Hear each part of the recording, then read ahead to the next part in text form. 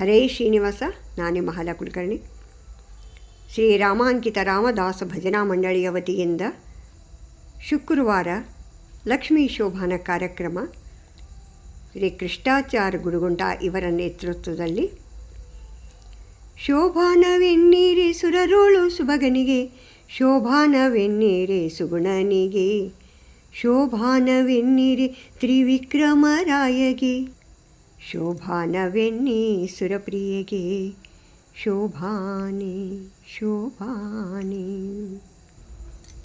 ಜಯ ಕುಲ್ಹಾಪುರ ನಿಲಯೇ ಭಜದಿಷ್ಟೇತರ ವಿಲಯೇ, ತವ ಪಾದೌ ಹೃದಿ ಕಲಯೇ ಪಂಚರತ್ನ ವಿಲಯೇ.